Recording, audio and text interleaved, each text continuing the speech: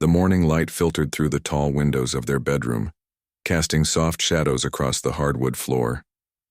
Kate sat on the edge of their bed, her fingers trembling as she folded William's favorite blue sweater.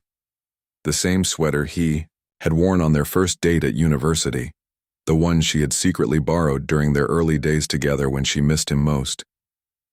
William stood by the window, his back turned to her, watching their children play in the garden below. George was teaching Charlotte how to kick a football while little Louis chased after butterflies with pure joy. The scene should have brought him happiness, but today it felt like watching life through glass, beautiful but unreachable. Neither of them had spoken much since the doctor's visit 3 days ago. The words still hung in the air between them like an invisible wall. Terminal, 6 months, maybe less. Maybe. The medical terms felt foreign in their world of royal duties and family dinners, of bedtime stories and weekend trips to the countryside. Kate finished folding the sweater and placed it gently in the drawer. Her movements were careful, deliberate, as if handling something precious that might break. Everything felt fragile now. Their morning coffee routine, the way William still reached for her hand during public appearances, even the simple act of saying goodnight to their children had taken on a weight that made her chest tight. William finally turned from the window. His eyes, usually bright with warmth and mischief, looked older somehow.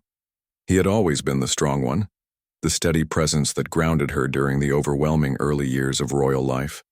Now she could see the fear he was trying so hard to hide. "The children don't know yet," he said quietly, his voice barely above a whisper. It wasn't a question, but a statement they both understood. How do you tell a 10-year-old that his father won't be there for his 11th birthday? How do you explain to a little girl who thinks her daddy can fix anything that some things can't be fixed? Kate nodded, unable to trust her voice. They had agreed to wait, to have a few more normal days, before their world changed forever. But every laugh from the garden below, every "Daddy, watch this" from Charlotte, every sticky hug from Louis felt like both a gift and a goodbye. The palace staff had no idea. William insisted on keeping up appearances, attending meetings, reviewing documents, smiling for photographs. To the outside world, the Prince of Wales was the same dedicated man he had always been. Only Kate knew about the pills hidden in his desk drawer, the way he sometimes gripped the back of a chair when he thought no one was looking, the nights he lay awake staring at the ceiling. She walked over to him, her bare feet silent on the cool floor. Without words, she slipped her hand into his. His fingers closed around hers immediately, desperately, as if she were his anchor in a storm. They stood together in the quiet morning light, listening to their children's laughter drift up from the garden. This was their new reality, stolen moments of peace between the chaos of hiding the truth. Every touch felt more precious. Every shared glance carried more meaning. They were learning a new language, one without words, one that spoke in gentle touches and understanding silences. The phone on the nightstand buzzed with incoming messages about royal engagements, charity events, and state dinners. Their public life demanded their attention, but in this moment, Kate and William existed only for each other. She rested her head against his shoulder, feeling the steady rhythm of his breathing, memorizing the warmth of his presence. Outside, George's voice called up to their window, asking if they wanted to come play football. William squeezed Kate's hand once more before calling back that they would be right down. The performance had to continue, the carefully constructed normalcy that protected their children's innocence for just a little while longer. As they walked toward the door to join their family in the garden, Kate caught their reflection in the mirror hanging on the bedroom wall. They looked like any other couple starting their day, but she could see the truth in their eyes. The knowledge that each day was now counted, each moment borrowed time.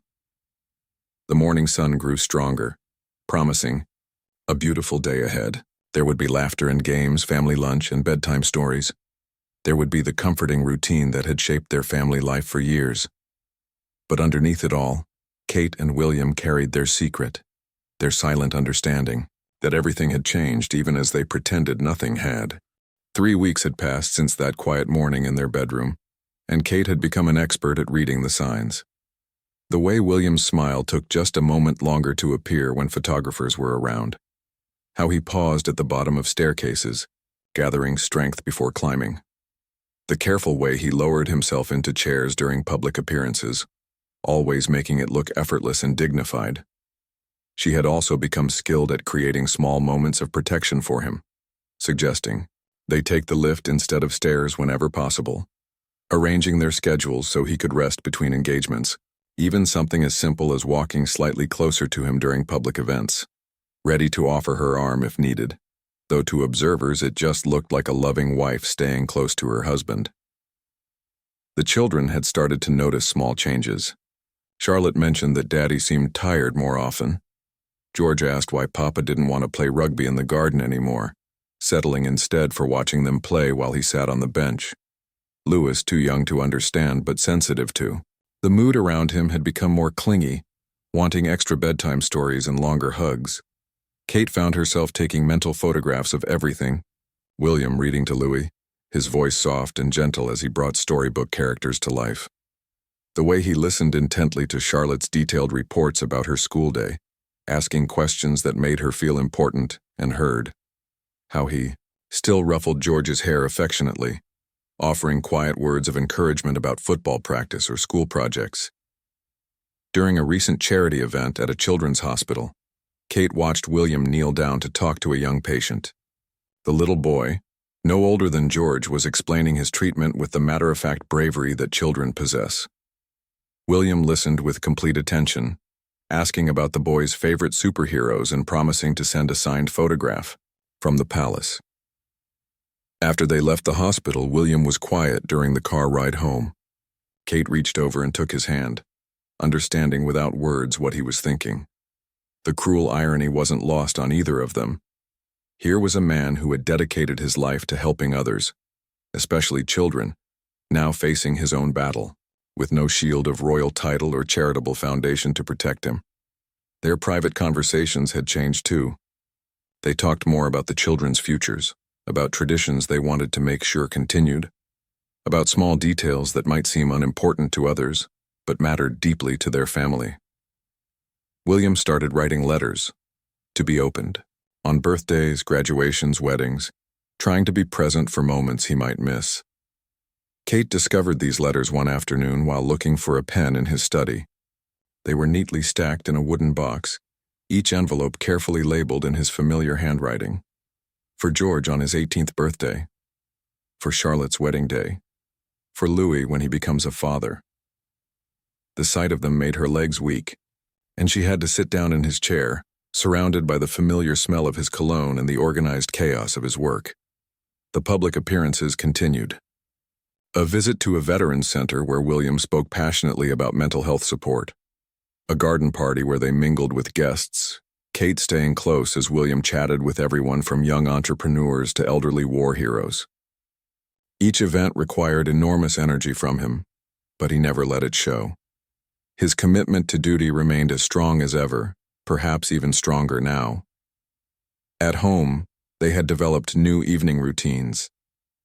After the children were asleep, they would sit together in the living room, sometimes talking, sometimes just being quiet together.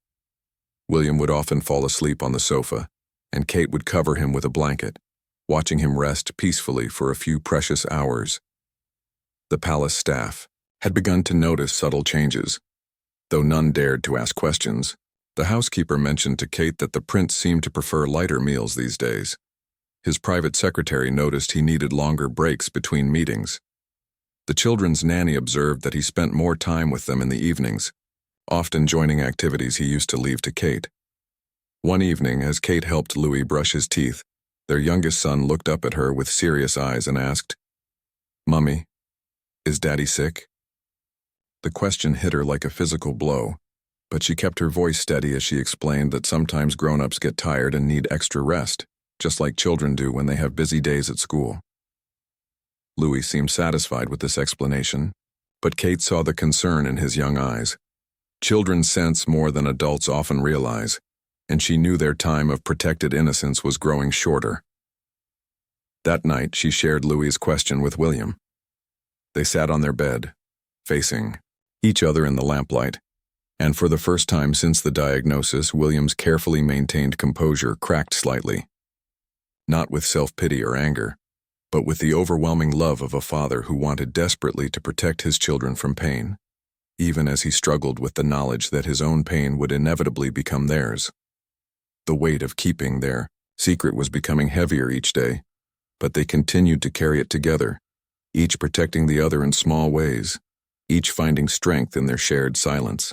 The decision came on a Tuesday morning in October. William woke up and simply couldn't pretend anymore. Kate found him sitting on the edge of their bed, still in his pajamas, staring at his hands as if they belonged to someone else. The mask he had worn so bravely for weeks had finally become too heavy to hold up. "We have to tell them," he said without looking up. His voice was different now, smaller somehow, stripped of the confident tone that had carried him through countless speeches and public appearances. "I can't keep pretending I'm not sick when Lewis asks me to pick him up and I can't. When Charlotte wants me to run with her in the garden and I have to make excuses." Kate sat beside him, their knees touching. She had been waiting for this moment, dreading it but knowing it would come. The careful balance they had maintained was becoming impossible to sustain. The children were too smart, too observant, too connected to their father to miss the growing signs. They decided to talk to each child individually, starting with George as the oldest. Kate watched from the doorway as William sat with their son. In the library, surrounded by the same books that had been there when William was George's age, the afternoon light streamed through tall windows, creating a peaceful setting for the most difficult conversation of their lives. William's voice was gentle but honest as he explained to George that he was sick, that the doctors were doing everything they could, but that sometimes bodies don't get better the way we want them to. George listened with the seriousness of a boy who was learning too young that parents aren't invincible. His first question wasn't about himself or what would happen to him, but whether Daddy was in pain. Charlotte took the news differently. At 7, she still believed in the magic of wishing and hoping. She immediately began planning ways to help Daddy feel better, drawing pictures for his room, picking flowers from the garden, offering to share her favorite teddy bear. Kate's heart broke watching her daughter's determination to fix something that couldn't be fixed with love alone. Though she knew William drew strength from Charlotte's fierce optimism, Louis, at 4, understood the least but felt the most. He became even more attached to William, following him around the house like a small shadow, climbing into his lap whenever possible. William never turned him away, even when it was clear that Louis's energetic affection was exhausting. If anything, he seemed to treasure these moments of pure, uncomplicated love. The conversation with the palace staff was handled differently. William met with his key advisors and closest aides, people who had worked with him for years and deserved to know the truth.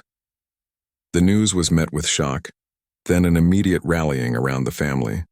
Plans were quietly adjusted, schedules rearranged, and a protective wall of discretion was built around the Wales family. Public appearances became more selective. William still fulfilled his most important duties, but Kate noticed how the staff had become more protective, creating buffer zones and escape routes if needed.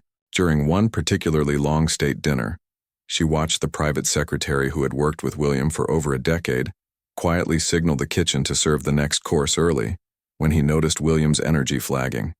The hardest part was watching William struggle with the loss of his independence. A man who had piloted helicopters and led rescue missions now needed help with simple tasks. Kate learned to assist without making it obvious, steadying him as he stood from chairs, carrying his briefcase when she thought no one was looking, taking over conversations when she could see he was tired. Their relationship deepened in unexpected ways.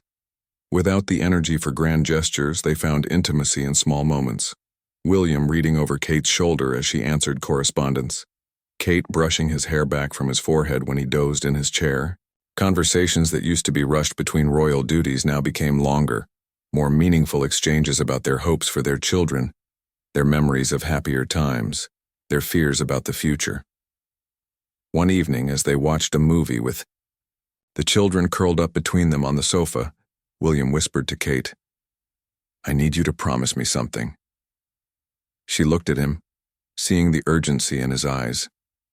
"Promise me you'll help them remember the good times, not just the sad ending." Kate couldn't speak past the tightness in her throat, so she just nodded, her hand finding his beneath Charlotte's sleeping form. This was their new way of communicating. Promises made in whispers, love expressed in glances, fears shared in the quiet moments when the children weren't watching. The media began to notice changes too. Royal watchers commented on the prince, looking thinner, more serious. Speculation began about whether he was taking on too much work, whether the stress of royal duties was affecting his health. The palace's communications team worked overtime to deflect questions, but Kate could see the strain on William's face when photographers called out particularly intrusive questions. Through it all, William maintained his dignity and his commitment to service. If anything, his work became more focused, more purposeful. He threw himself into causes close to his heart: homelessness, mental health, environmental protection, as if trying to compress a lifetime of impact into the time he had left. Kate became his partner in this mission in ways she had never been before.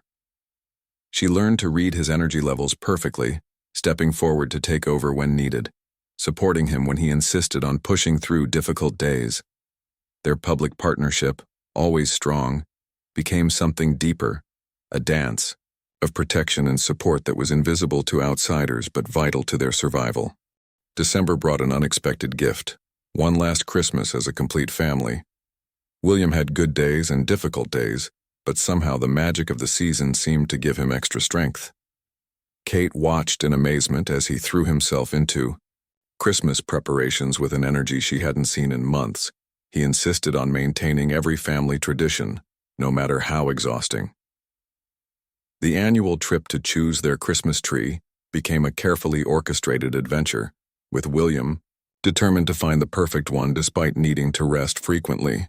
Kate walked beside him through the tree farm, pretending to evaluate different options while actually watching for signs that he needed to stop. The children, now aware of their father's illness but still believing in the possibility of miracles, approached Christmas with extra enthusiasm. George helped William string lights on the tree, both of them tangled in the process and laughing until their sides hurt. Charlotte appointed herself as head decorator, carefully placing each ornament while providing detailed commentary about where it should go and why. Louis, too young to understand the weight of the situation, brought pure joy to every moment. His excitement about Santa's impending arrival was infectious, and William spent hours listening to his son's elaborate plans for Christmas morning and his detailed list of presents for everyone in the family, including the palace staff. Kate found herself documenting everything more carefully than ever before. She took videos of William reading Christmas stories, photos of him helping the children hang stockings, recordings of their conversations about family traditions and what Christmas meant to each of them. These weren't just holiday memories anymore. They were precious artifacts of their last Christmas together. The palace staff, now aware of the situation, went above and beyond to make the season special. The head chef quietly prepared all of William's favorite foods, even the simple comfort foods from his childhood. The housekeeper made sure fresh flowers were always in his study, knowing how much he enjoyed their scent. Even the security team found small ways to show their support, sharing funny stories and treating the children with extra warmth. Christmas Eve arrived with surprising peace. The family attended the traditional service at the local church, William insisting on walking the short distance rather than taking the car. Kate stayed close beside him, ready to offer support if needed, but he seemed determined to complete this final Christmas walk on his own terms. During the service, she watched him singing carols with the children, his voice weaker than before but still carrying the familiar melody. When they stood for the final hymn, she saw him close his eyes and listened as his voice joined with hundreds of others in the ancient words of hope and renewal. For a moment, surrounded by music and candlelight and the warmth of community, it felt like their old life might still be possible. That night, after the children were finally asleep, Kate and William sat by their bedroom window looking out at the snow-covered gardens. The palace looked like something from a fairy tale, peaceful and timeless in the moonlight. They talked about Christmases past, about their first Christmas together as a married couple, about the joy of experiencing the holidays through their Children's eyes. William gave Kate her Christmas gift early, a simple locket containing photos of their 3 children. But when she opened it, she found something else tucked inside, a folded piece of paper with a message in his handwriting. For all the Christmases I won't be here to give you presents, know that my love for you goes on forever. She couldn't read the words without crying, but William gently took her hands and made her look at him. I need you to know, he said, that loving you and raising our children with you has been the greatest privilege of my life, greater than any title or duty or role I've ever had. Christmas morning brought chaos and joy in equal measure. The children woke early, rushing to wake their parents and dragging them downstairs to see what Santa had brought. William managed to keep up with their excitement, sitting on the floor surrounded by wrapping paper, helping Louis open presents and laughing at George's reaction to his new football boots. Kate took photo after photo, but she also tried to put the camera down and simply be present. She watched William teaching Charlotte how to work her new art supplies, saw him high-five George over a particularly exciting gift, felt her heart swell as Louis climbed into his father's lap to show him every single new toy. In the afternoon, extended family arrived for Christmas dinner. William's father and stepmother came, along with Kate's parents and siblings. The gathering was larger than usual, and Kate suspected everyone understood this might be their last Christmas together as a complete family, though no one spoke of it directly. William presided over the dinner table with grace and humor, asking about everyone's lives, sharing stories, and making sure no one felt left out of the conversation. Only Kate could see how much effort each interaction cost him, how carefully he managed his energy to make it through the entire meal. After dinner, as the adults relaxed and the children played with their new toys, William found a quiet moment to thank each person individually for being part of their family. His conversations were brief but meaningful, and Kate realized he was saying goodbye in his own way, expressing gratitude for relationships that had shaped his life. That evening, as they put the children to bed, each one exhausted from the day's excitement, Kate felt a profound sense of gratitude mixed with heartbreak. They had given their children one last perfect Christmas, complete with traditions and laughter and the security of family love. Later, as she and William sat in their room surrounded by the gentle chaos of Christmas, wrapping paper still scattered around, new toys finding their places, the scent of pine from the tree downstairs, Kate realized that this day would become a touchstone for all of them.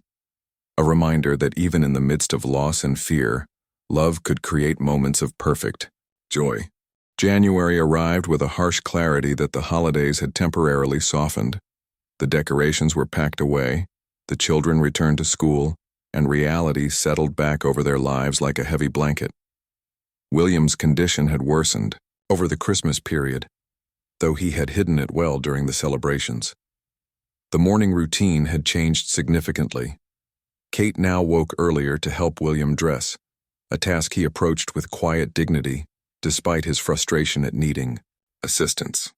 She had learned to lay out his clothes the night before, choosing items that were easier to manage, though she was careful to maintain his sense of style and formality that had always been important to him. Their conversations became more urgent, more focused on essential things. William spent hours working on a project Kate only gradually understood. He was creating detailed instructions for their children's futures. Not just practical matters like education and security, but personal guidance about values, character, and what it meant to serve others with humility and grace. One afternoon, she found him in his study working on a letter for George about leadership. A true leader, he had written, is someone who makes others feel stronger, not someone who needs others to feel weak. The desk was covered with similar notes, advice about treating people with kindness regardless of their position, thoughts about finding purpose beyond personal ambition, reminders about the responsibility that comes with privilege. The children were handling their father's illness with remarkable resilience, though each in their own way. George had become more protective, often checking on his father and offering to help with small tasks.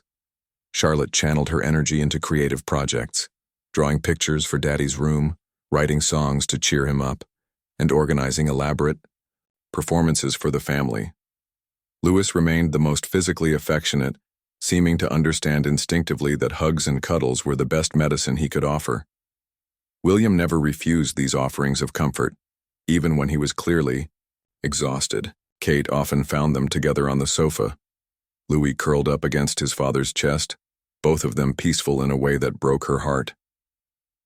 The public duties continued, though more selectively.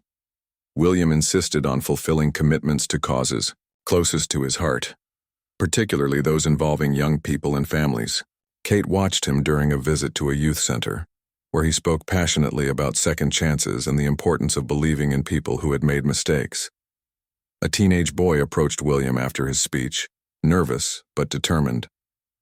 "My dad died when I was 8, he said quietly.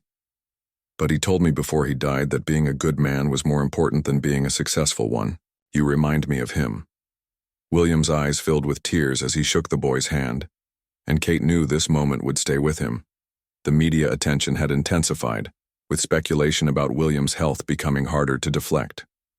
Photographers captured his weight loss, his slower movements, his increased reliance on Kate during public appearances. The palace communications team worked tirelessly to maintain their privacy, but Kate could see the stress of public scrutiny wearing on William. One particularly difficult day, after aggressive questioning from reporters about his health, William came home and went straight to his room. Kate found him sitting in his chair by the window, looking defeated in a way she had rarely seen. "I hate that they're turning this into a story," he said. "I hate that our children might read headlines about their father's illness instead of hearing it from us." Kate sat with him in the gathering darkness, not offering empty reassurances but simply sharing his frustration and anger. Sometimes the best support she could provide was acknowledging that the situation was unfair, that anger was justified, that hope didn't require constant optimism. Their relationship had evolved into something deeper than either had expected. The crisis had stripped away everything superficial, leaving only essential truths.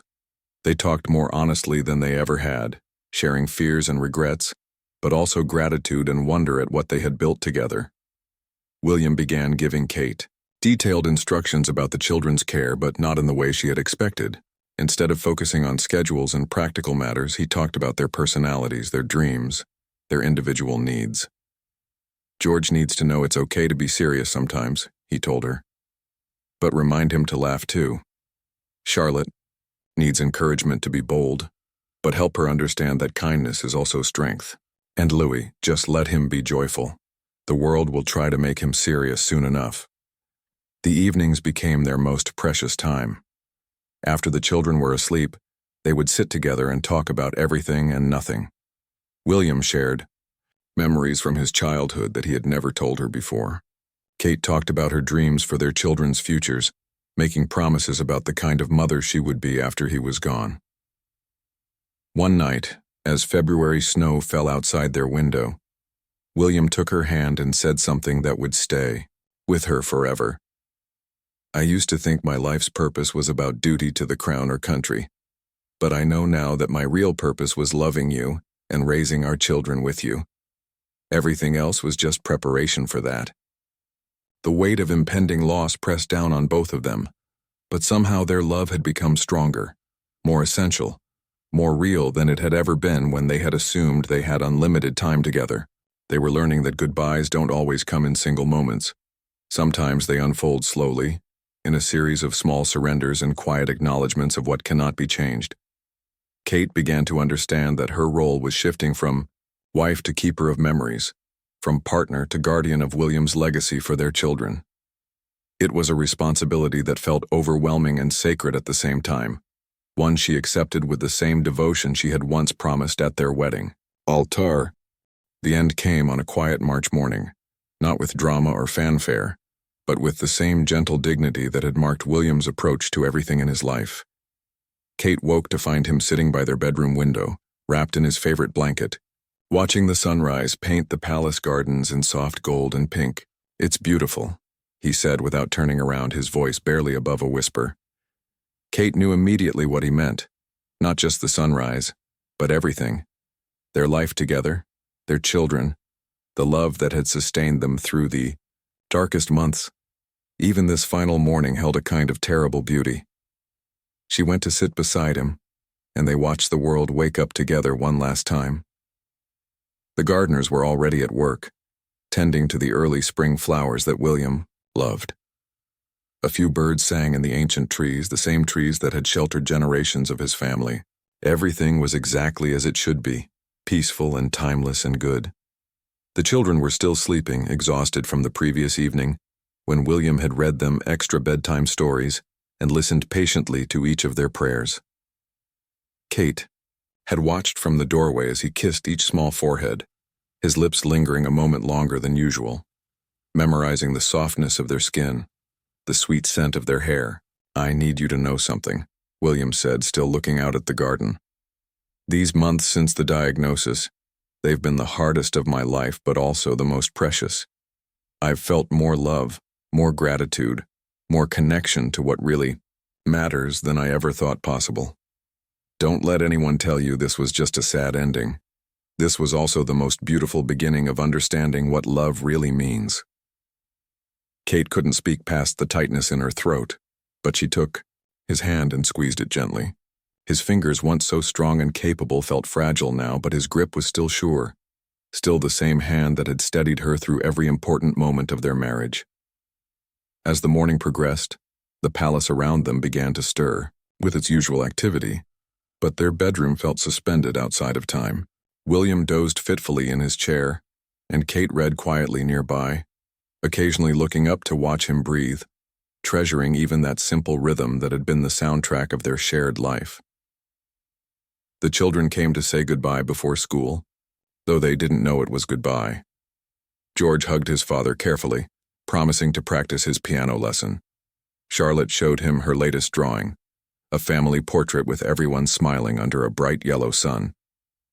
Louis climbed into William's lap for his customary morning cuddle, chattering about his plans for the day at nursery.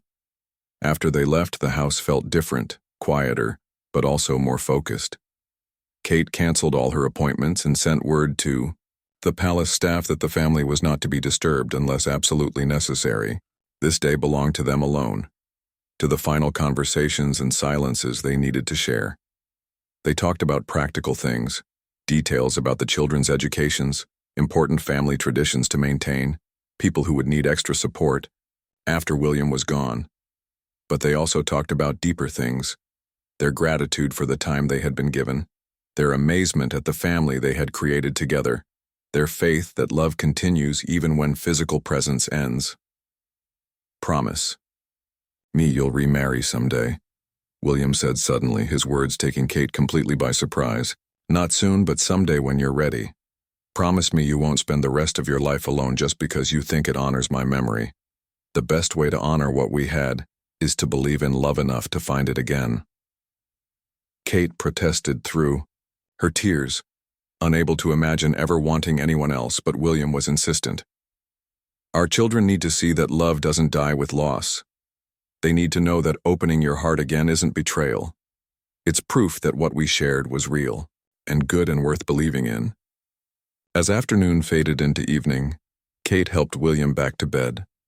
His breathing had become more labored, and she knew their time was measured in hours now rather than days. She called his father and stepmother, her own parents, and the few close friends who needed to know. But she didn't call the children home from their various activities. William had been clear about this. He wanted them to have normal days for as long as possible, to remember him active and engaged in their lives rather than witnessing his final struggle. The palace physician came quietly, confirming what they both already knew. William was comfortable, not in pain, surrounded by love and beauty and peace. There would be no dramatic hospital scenes, no desperate medical interventions, just a gentle transition in the place he loved most, surrounded by the photos and mementos of a life well lived. Kate lay down beside him as darkness fell, her head on his shoulder, listening to his heartbeat grow fainter but still steady. They didn't talk much now. Everything important had been said in the months leading up to this moment. Instead, they simply held each other, grateful for the warmth and closeness that had sustained them through everything. Just before midnight, as Kate dozed lightly beside him, William squeezed her hand one last time and whispered, Thank you for choosing me. Thank you for our beautiful life together. His breathing grew shallow, then peaceful, then still. Kate lay beside him for a long time, not wanting to break the spell of their final moment together. Outside, the world continued turning, but inside their room, time had stopped in the most gentle way possible.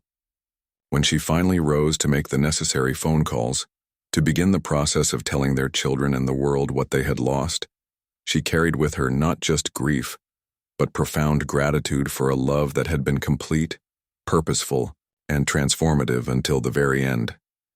The goodbye they had been preparing for had finally come, but it felt less like an ending and more like a sacred trust.